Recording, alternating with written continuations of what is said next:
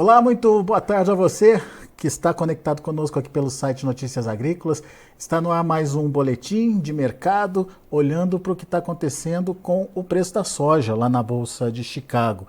É um dia positivo, uma sessão de alta aí para a soja, ganhos entre 7 e até 12 pontos nos principais vencimentos, mas a soja está ali, firme e forte, acima dos 13 dólares por bushel. Aliás, esse é um intervalo importante que ela vem conseguindo se manter aí entre os 13, 13,50 até 14 dólares em alguns momentos.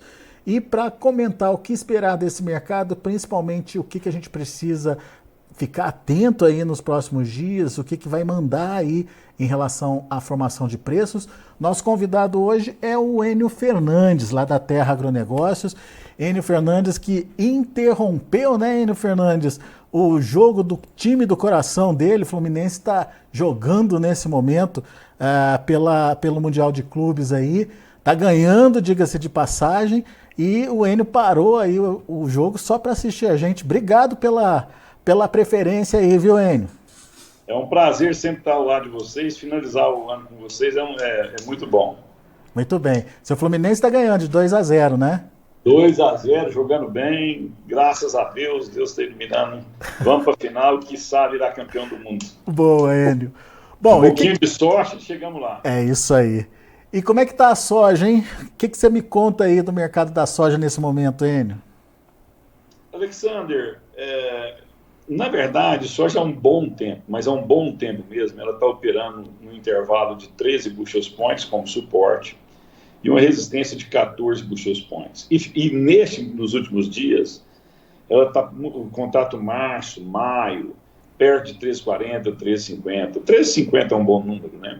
E esse número está se mantendo. Vou te dar um exemplo. Se amanhã a gente tiver 20 pontos de chove, vamos pôr que chova na quarta-feira, e Chicago cai a 20 pontos, 13,30 virar 13,30, não é mudança de mercado, sabe?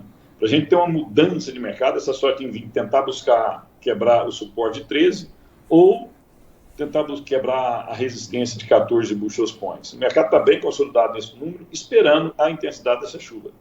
O que às vezes deixa a gente meio inseguro, né? E quando eu falo a gente inseguro, é todo mundo que opera no mercado de soja, né? Você tem consultorias falando em 158, você tem outras consultorias falando de 161 milhões de toneladas de soja no Brasil, mas você tem consultoria falando de 130, abaixo de 150 milhões de toneladas. Então você vê um leque muito grande. Isso mostra a dificuldade que o mercado está de enxergar qual que é essa produtividade vai ser dos campos. Outro ponto interessante que a gente tem que colocar sobre a mesa é, se você olhar os mapas pluviométricos que estão mostrando chuvas retornando agora para o Cerrado brasileiro na quarta-feira, terça, quarta e quinta-feira, estão marcando chuva sim. Mas o volume da chuva já diminuiu, já não são volumes tão expressivos. Por isso o mercado está nessa insegurança orbitando perto de 13,50 bushel points, uma hora um pouco mais alto, outra hora um pouco mais baixo. E você estava me falando dessa última semana, né, que aumentou essa preocupação em relação ao potencial produtivo da safra brasileira, né? Qualquer consultoria que tinha já divulgado seus números uma semana atrás, essa semana ela vai ter que cortar, porque essa semana foi extremamente deletéria para a produtividade, muito deletéria. As pessoas ficam pensando que é mais uma onda forte de calor. Não é, é a quarta onda forte de calor que nós tivemos. Nós tivemos uma onda forte de calor setembro, outubro, novembro, dezembro. E por que essa é tão ruim? Porque muito da soja ou está enchendo grão, ou está emitindo canivetinho e as vargens, ou está florando. Nesse período de calor tão forte, é natural o abortamento dessas flores, abortamento dessas vargens. Ou seja, não é o momento ideal para ela passar para esse estresse, né? Então, o Cerrado brasileiro, nos últimos 10 dias, ele perdeu muita soja. Foi muito calor, ainda está muito calor. Agora que o clima está direcionando para chuvas, elas têm que vir, mas foram 10 dias de muito, muito calor. Tanto é que você viu vários alertas climáticos aí de agências meteorológicas e até mesmo Defesa Civil afirmando isso. E era num momento que não poderia ter ocorrido, e está a soja florando e enchendo grão. Ô Enio, quando você acredita que a gente pode ter uma definição, ou pelo menos uma clareza maior do que será a safra brasileira, ou do que será a oferta brasileira nessa safra, hein? É só voltar a chover, a gente precisa de alguns dias de chuva, porque qualquer consultoria ou profissional que for fazer consulta ao campo agora para fazer análise, está tão seco no Cerrado, né? Então, nós estamos falando aonde está o problema, do Cerrado brasileiro, né? De Goiás, Mapitobá, Mato Grosso, Muita, parte de Minas, noroeste de Minas. Então, muita imagem de soja torcida aqui chegando aqui pra gente, viu, Enio? pois é, então essa região, como que você vai fazer uma análise agora? Porque se você faz uma análise hoje e essa chuva não chega, essa análise ela já ficou passado. Então nós precisamos de 4, 5 dias de chuva, 5 dias, 6 dias de chuva, para a soja e mostrar o grau de recuperação dela, para aí sim a gente tirar a campo. Então, com a regularização das chuvas, depois de uns 5, 7, 10 dias, dá para a gente tentar fazer uma estimativa, contar população, contar número de vagens, ver como é que está a florada. Então, você pode fazer uma análise mais profissional, né? Agora é muito precoce você sair a campo. Nós precisamos que as chuvas voltem para a soja mostrar o seu potencial. Enquanto isso, a tendência para os preços permanece trabalhando, de trabalho nesse intervalo de 13 a 14 dólares por bushel? Eu acho que sim. Em caso a chuva se consolidando, o que é consolidar? Toda semana tiver chuva. Nas próximas 4, 5, 6 semanas tiverem chuvas. Não precisa ser chuvas torrenciais, mas 20 milímetros, 30, se esse regime de chuva se regularizar, logicamente os especuladores em Chicago tentarão pressionar as cotações para baixo. Mas eu não acredito que o campo vai responder na mesma intensidade. Porque o produtor hoje está muito inseguro da safra. Muito inseguro. Até mesmo, vamos para uma região do Paraná, as sojas do Paraná estão muito bonitas. Esse produtor ele tem uma certa confiança na produtividade dele, mas ele tem uma grande desconfiança do que está acontecendo no resto do país. Então, ele vai ser mais cauteloso nas suas vendas. E o argentino está plantando agora, né, 60%, 70% plantado, agora que o argentino está plantando. É uma caminhada longa ainda a ser feita. Bom, diante disso a gente tem duas perspectivas aí de andamento de mercado. O de Chicago, né, que pode sim olhar e traduzir o que está acontecendo no Brasil em preços, e dos próprios prêmios aqui no Brasil, né, Enio? Eu acho, assim, esse ponto seu foi importante. Acredito que os prêmios já reagiram e continuarão a reagir, a depender de como for o tamanho da nossa safra. Nós precisamos lembrar, Alexandre, que nós temos colheita já acontecendo há 10 dias no Brasil. Ninguém está falando muito sobre isso, mas há 10 dias já estamos tendo colheita, né? E essas colheitas, as produtividades que estão sendo reportadas são muito ruins, muito ruins. Nós temos 10 dias tendo colheita e nós estamos ainda produtores esperando para terminar o plantio. Em Goiás você tem isso, Minas Gerais você tem isso, em alguns estados do Brasil você ainda tem isso, Mapitobá muito para terminar. Então, mostra que a safra vai ser mais cadenciada, vai diminuir aquela concentração de colheita num determinado período, porque foi muito picado o plantio. O produtor que está escutando esse bate-papo nosso, é só ele olhar o plantio dele, o tanto que foi lento. A grande maioria deles foi um plantio que começa para, principalmente se ele estiver no Cerrado. Se ele estiver no Paraná, Mato Grosso do Sul, menos, mas nas outras regiões muito cadenciado. Se plantou cadenciado, vai chegar cadenciado lá na frente. Então, esse é um problema. E a coisa que me deixa um pouco atento, e eu acho que todo produtor precisa ficar atento, é dar uma olhada nos mapas de chuva para fevereiro.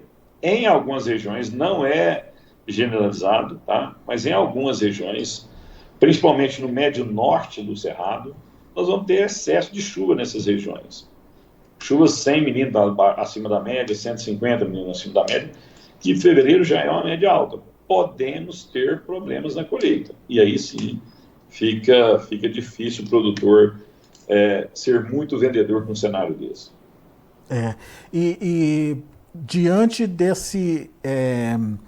desse cenário que você trouxe aí para a gente, diante dessas expectativas, o que você acredita que pode acontecer com o preço ou ainda é uma incógnita ainda?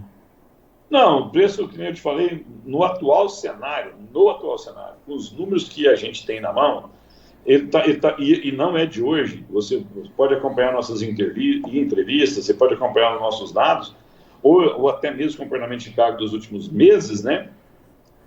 Ele está comportando de 13 a 14 bushel points há muito tempo. Agora está muito perto de 13,50. Se realmente essa chuva não se consolidar, se a gente tiver mais problemas com a safra brasileira, e o que pode ser problema? Uma onda de ferrugem, chuva na colheita, ele vai buscar preços perto a 14 e tentar romper 14 bushel points. Vai tentar romper os 14 bushel points. Um clima mais tranquilo, mais ameno, toda semana chovendo, nos próximos 3 meses, o mercado vai dar credibilidade à produtividade brasileira. Ele vai se aproximar de 13 bushel points. Aí vai depender muito do produtor. Qual vai ser a velocidade dele de venda ou não. Se o produtor acreditar que a safra não vai ser tão ruim, ele vai vender e vai tentar quebrar os 13 bushel points. Mas você acha que esse ano tem aquele mesmo problema esse ano, o próximo ano, tem o mesmo problema que a gente teve esse ano, com concentração muito grande aí de oferta ainda? Não acredito. A safra foi muito picada, é uma safra menor, é uma safra que vai chegar cadenciada ao mercado. Logicamente, em alguns meses, em algum período, nós vamos ter concentração de oferta. Mas nós estamos falando de um período curto. Não foi igual ao ano passado, não foi igual a safra do ano passado, porque a gente lotou os portos de março até setembro. Não acredito nisso. Até porque chegou em setembro, a gente começou a exportar milho, os números de milho foram muito fortes, os nossos portos operaram a pleno. Nós exportamos muito soja, milho e açúcar. Então, assim, além das outras culturas que a gente exporta, então a gente operou a pleno muito tempo.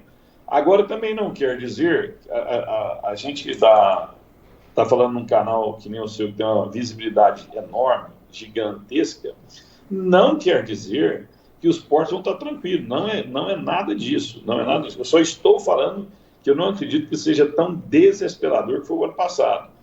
Pouco vendido, chuva na colheita, a soja esticou o ciclo, a primeira soja, emendou com a segunda soja, você não conseguia colher, choveu janeiro, fevereiro, março, abril, até maio tivemos chuva nos portos, e essas chuvas no porto, né, nesse período de tantas chuvas, tanto é que a nossa safrinha foi extremamente robusta, atrapalhou os embarques nos portos brasileiros. Eu não acredito, o que a gente que as previsões mostram, não é isso, né? Nós vamos ter março, final de fevereiro, março, começo de abril, até abril, é natural que você tenha uma certa pressão nos portos. Mas não acredito que seja tão intensa assim, até porque nossa safra tende a ser menor que do ano passado. Muito bem. Chicago segue de olho, obviamente, no tamanho da oferta aqui no Brasil, mas você estava me falando também que daqui a pouco começam as projeções aí para o plantio lá nos Estados Unidos e a velha briga entre milho e soja por lá, né, Enio? O que a gente pode esperar? O que está indicando aí essa tendência? Boa pergunta sua. Primeiro, antes de responder esse dado, eu queria dar uma informação. Vamos dar uma olhada no como estão as vendas da soja norte-americana. Elas estavam extremamente ruins, agora elas já não estão ruins, tão ruins assim. Toda semana você está vendo relatos de soja sendo comercializada ou para destinos não revelados ou para a China. Esse é um ponto. Se você pegar o fechamento de Chicago hoje, dividir o contrato novembro da soja, novembro de 2024, 12,84, dividir pelo dezembro de 2024 no milho, vai dar uma relação de 2,52. Acima de 2,3 é favorável para a soja. Esse número já chegou a 2,8, 2,85, quer dizer, extremamente favorável para a soja. O mercado está se acomodando. Ou soja cede um pouco, o milho sobe para buscar área. O problema do milho subir, Alexander, é que nós temos um estoque de passagem lá de 2,2 bilhões de bushel. É um estoque de passagem robusto. Se o milho subir muito, ele romper 5 bushel points e continuar subindo, eu estimulo o produtor a vender o milho que está no estoque. Isso naturalmente pressiona as cotações para baixo. Então, em teoria, nós precisaríamos dessa soja cair mais um pouco, ou um pêndulo, né? O milho sobe um pouco, a soja cai um pouco, para a gente, essa briga diária ficar mais justa. Mas essa discussão vai começar agora, já no janeiro, fevereiro. Por quê? É o momento que o produtor americano vai olhar insumos, comprar insumos, preparar a sua visão. Outra coisa que a gente tem que olhar também é como vai ser o inverno nos Estados Unidos. Se ele vai ser muito intenso ou não. Porque se esse degelo demorar muito, se depois que vier o inverno, começar essa água, esse gelo começar a derreter, se ele for demorar muito, obrigatoriamente o produtor migra para a soja, porque ele não vai conseguir plantar naqueles pântanos, naquela área muito fértil dos Estados Unidos, né? Então, primeiro ponto, em teoria, soja baixa um pouquinho, milho sobe, e aí você tem essa briga mais justa, e segundo, vai ser como vai ser o inverno nos Estados Unidos. Toda essa discussão, nós tivemos no meio de janeiro, final de janeiro, começo de fevereiro, essa discussão vai ganhar intensidade. E nós vamos estar discutindo aqui no Brasil o tamanho da safra. Por isso é tão importante essas chuvas se consolidarem. Outra questão, é certeza que as chuvas vão se consolidarem? Todos os agrometeorologistas estão afirmando que é sim que a gente vai ter um período de chuva menos tenso agora. Mas o mês de janeiro já está mostrando que não vai ser tão tranquilo assim. Nós podemos ter chuva esparsa. Se de novo em janeiro a gente tiver mais uma onda de calor, aí fica extremamente difícil a gente ter esperança de uma boa safra no Brasil, né? Seria todo o período da soja teve um problema. Enio, só para a gente finalizar, qual que é a sua dica então para o produtor? Porque por enquanto está muito inseguro, enfim, o produtor está muito inseguro, a safra está ainda por acontecer, enfim, o que ele tem que fazer agora, Enio? Aí nós temos que dividir produtores de produtores, né? Primeiro ponto é o seguinte, o Brasil já vendeu 28% de sua safra. Então tem produtor que vendeu 40%, 50%, 60%, tem produtor que não vendeu nada. Esse produtor que não vendeu nada, aonde que ele está localizado? Ele está localizado em Lucas, Sorriso, Campo Novo, Parecis, naquela região problemática, algumas regiões problemáticas de Goiás que não choveu, no Mapitobá, na Bahia, ou ele está no Paraná? Então depende se você não vendeu nada, onde você está ou não. Segundo, qual é o seu grau de exposição a risco? Quanto dessa safra você está devendo? Se você é um produtor do Paraná, se a safra está boa, você não vendeu nada e você está muito exposto, o seu custo de produção foi muito, muito alto e o seu break-even, que é o preço para liquidar a sua operação, está muito, muito próximo, você deixar 13,50 bushel points sem vender é um risco. É um risco calculado? Mas é um risco calculado. Agora você tem regiões que o clima está muito seco, você já vendeu 30% da sua safra, 40% da sua safra, você não sabe quanto você vai produzir, e tem regiões que tem esse cenário, você avançar na venda é muito, muito risco. Por isso que consultoria de mercado, quando alguém dá uma receita geral, é muito difícil acertar a realidade do produtor, porque cada produtor tem uma realidade, cada produtor tem um grau de exposição. Então você tem que olhar isso muito cuidado. E aonde está localizado? Alexander, tem produtores que faltam botar metade da sua área, né? E nós estamos chegando no Natal. Como é que esse cara vai fazer venda? Então, assim, é muito diversa a realidade dos produtores brasileiros e está sendo diversa as produtividades. Se você está no Paraná, Rio Grande do Sul, parte do Mato Grosso do Sul, você tende a acreditar numa safra um pouco acima de 155 milhões de toneladas. Se você está no Cerrado, em Goiás, Mapitobá, Tocantins, Mato Grosso, tem regiões que replantaram 2, 3 vezes para dar certo o plantio. E o clima está muito ruim. Esse cara não acredita nessa safra de 155 milhões de toneladas. A visão local dele impacta muito a sua capacidade de análise. Então, por isso que a gente vê números tão diversos. Bom, não tem uma regra então, né? Cada produtor vai ter que se planejar e aproveitar a oportunidade, que eu acho que essa é a mensagem, né? E no final do dia nós temos muitas consultorias boas no Brasil, né? O Brasil tem profissionais muito bons. Então, se você buscar uma orientação, planejamento, dá para ele operar com uma grande tranquilidade. Tranquilidade eu não digo, mas com menor risco, né?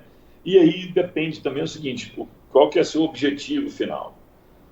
Logicamente, o objetivo final de qualquer empresário é maximizar lucro. Só que neste ano, com custo de produção extremamente alto, produtividade em risco, é um ano de muito cuidado.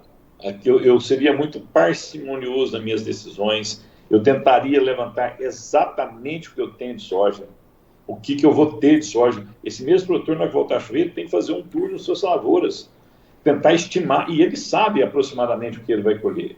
Ele não pode ter certeza do volume, mas ele tem uma noção aproximada. Olhar o que aconteceu nos históricos passados, nós tivemos anos de El Niño, não tão forte quanto esse, mas ele consegue fazer uma análise. Ele tendo o seu custo na mão e uma análise da sua produtividade, aí sim ele pode tomar decisões. E vou te falar um negócio, muita região do Brasil pode ter problema de liquidez desses produtores. Alguns produtores não conseguirem cumprir todos os compromissos que são assumidos. Até porque, como eu te falei, tem regiões que as produtividades vão ser extremamente ruins. Muito bom. Meu amigo Enio Fernandes, muito obrigado pela sua participação mais uma vez conosco, muito obrigado pela parceria aí ao longo desse ano de 2023. Um grande Natal para você, para toda a sua família, para a sua equipe aí na Terra Agronegócios, e estamos contando contigo aí para 2024, meu amigo. É sempre uma honra estar ao lado de vocês, um fantástico Natal, um maravilhoso 2024, e esse seja um ano transformador, que daqui para frente a gente tenha anos cada vez melhores. Muita luz divina a todos. Muito bom. E que seu Fluminense possa ir mais longe, hein, Enio? Bom, a vida é por step, né? Ganhamos a Libertadores da América, chegamos à final. Só de você chegar na final da competição que representa o Campeonato Mundial, já é uma vitória para todos. Todos os dois times chegaram na final. Agora é um pouquinho de sorte e intervenção divina para a gente ser campeão do mundo. Tomara que se concretize. É isso aí, Enio. Grande abraço, meu amigo. Até a próxima. Um abraço. Tchau, tchau. Tá aí. Enio Fernandes, Terra Agronegócios aqui com a gente, torcedor do Fluminense. Fluminense passando mais uma etapa aí, seguindo para final do Mundial de Clubes aí. Parabéns ao Fluminense. Bom, deixa eu contar para vocês como encerraram as negociações lá na Bolsa de Chicago. Foi um dia de fechamento positivo para soja por lá. E a gente tem na tela um pouquinho do que aconteceu com soja, milho e também o trigo. Por enquanto a soja segue aí do lado positivo da tabela. Vamos ver na tela então. Janeiro, 13 dólares e 27 centes por bushel, 11,25 de alta. Para março, 13 dólares e 40 centes por bushel, 8,5 de elevação. Para maio, 13 dólares e 50 centes por bushel, 7,75 de elevação. E o julho, 13 dólares e 56 centes por bushel, 6,25 de alta. Está aí então essa variação, mostrando que a soja segue firme acima dos 13 dólares por bushel. Vamos ver o milho.